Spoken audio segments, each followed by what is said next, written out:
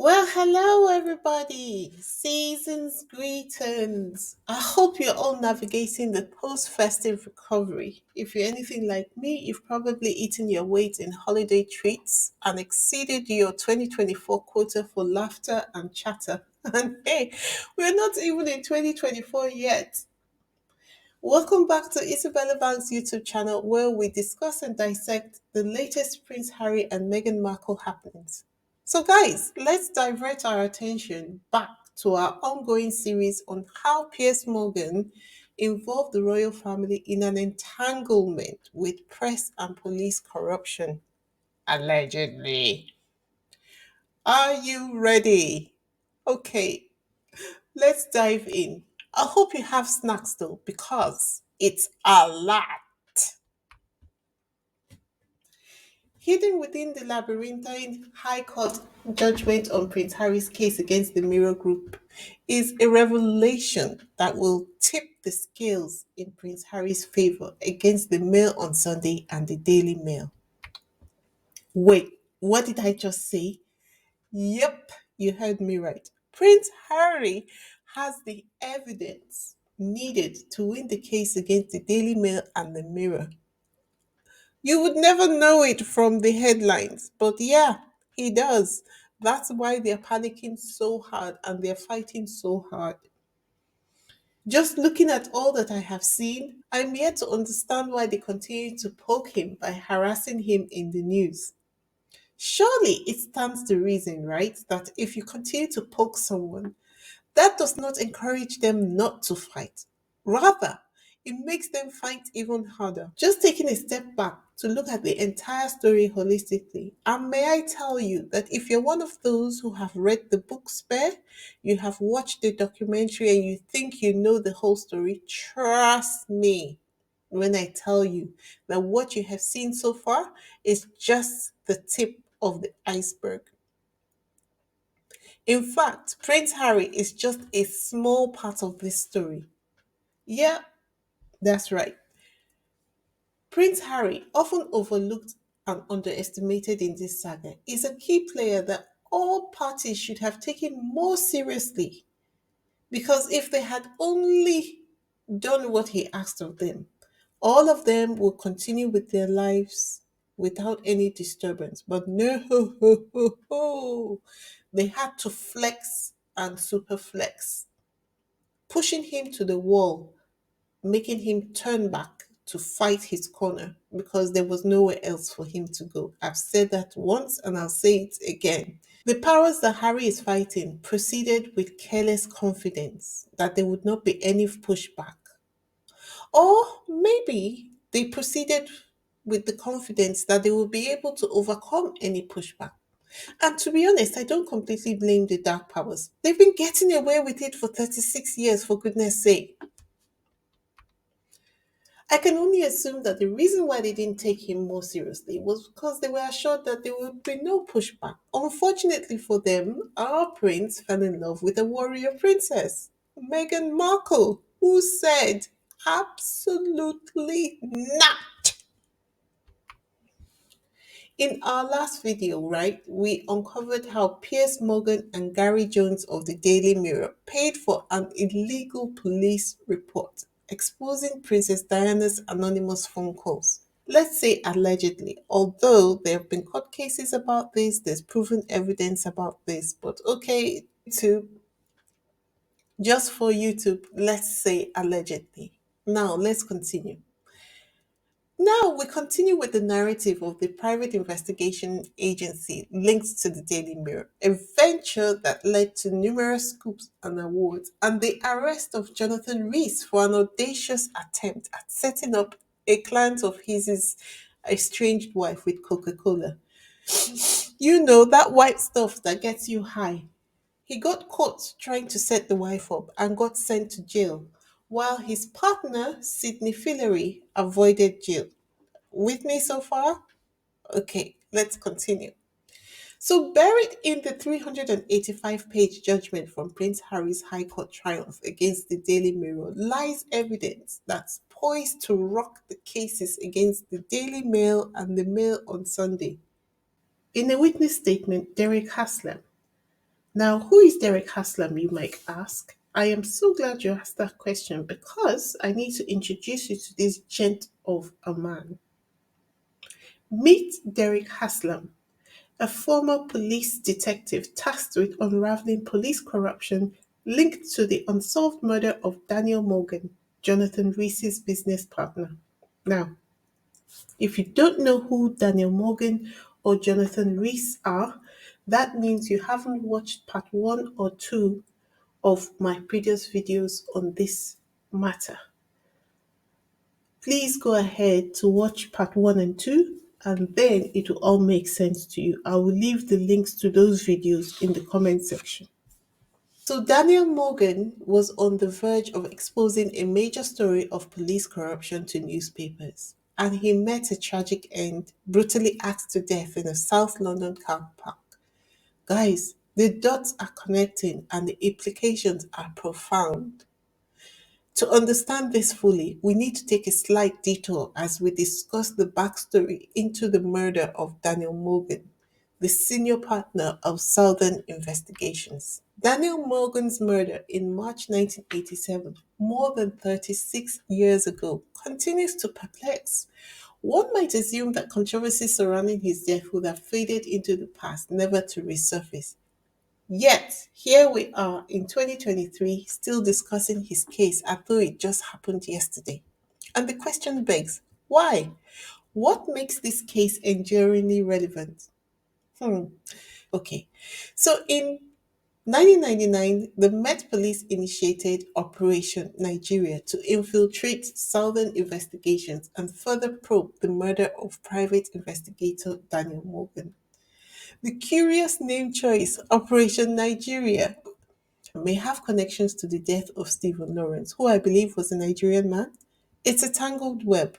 I'm not entirely sure, but that's what I think somehow, because Stephen Lawrence's murder is tied up with this unholy mess.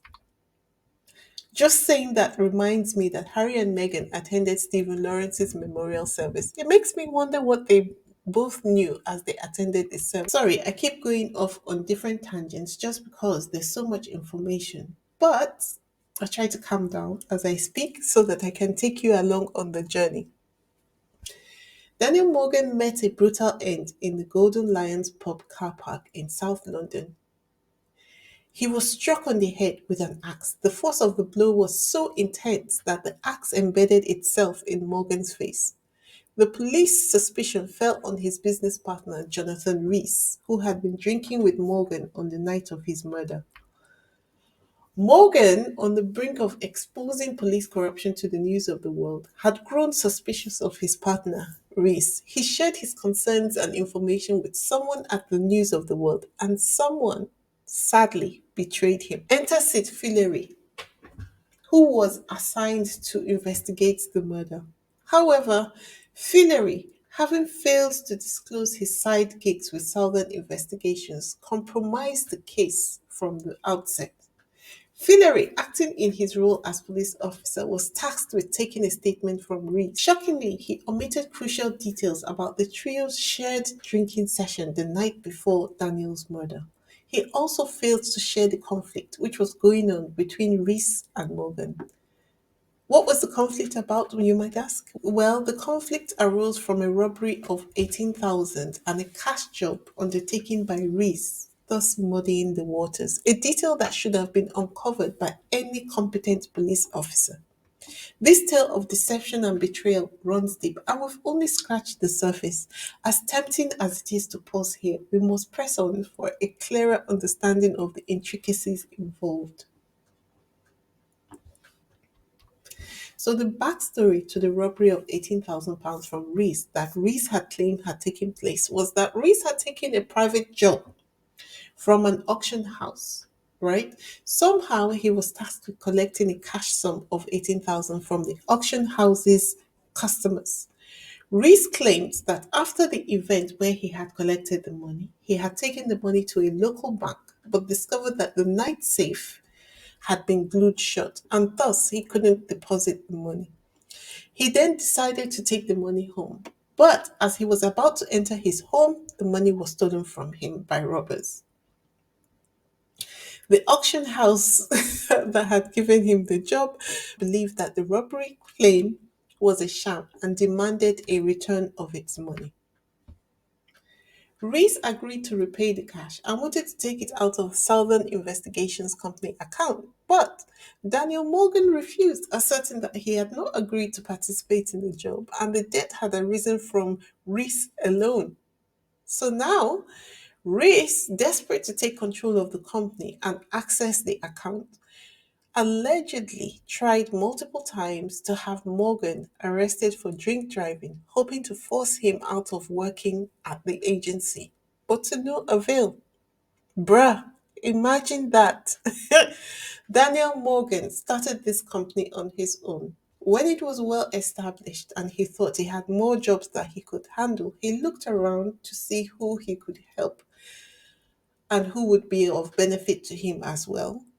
And then he brought in Reese into the company. Now, Reese then now tries to push him out of his own company. What do you call that, please? Is that not voodoo? At the inquest into Daniel Morgan's murder, an employee of Southern Investigations, Kevin Lennon, revealed that Jonathan Reese had expressed frustration over failed attempts to oust Morgan from his company. Allegedly, Reese had contemplated extreme measures, claiming he had arranged for his police friends at Catford Police Station to delete Morgan.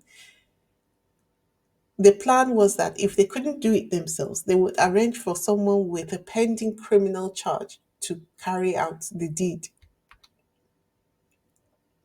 In the aftermath of Daniel Morgan's murder, a murder inquiry was launched. And shockingly, one of the detectives assigned to the squad investigating the murder was none other than Reese's new business partner, Sid Fillery, although he didn't become Reese's business partner until the death of Daniel Morgan. That is just so morbid. Since then, there have been four further police investigations into the murder, costing the taxpayer nearly £30 million over a span of nearly 3 decades.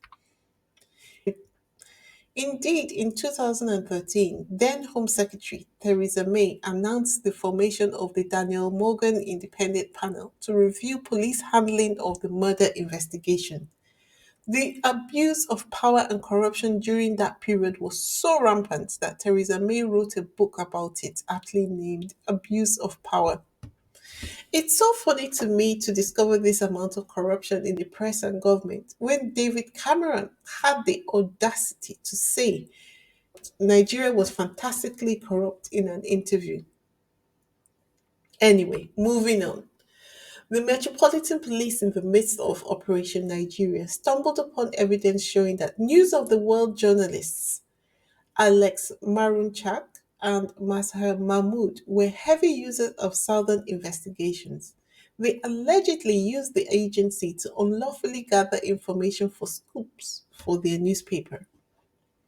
Reese ended up serving a 7-year prison sentence. Astonishingly, upon his release, he was immediately re employed by none other than da, da, da, da, News of the World with Andy Coulson, former editor of News of the World, rehiring him as though nothing had happened, placing him on a salary of £150,000. Guys, these are the people Harry is dealing with.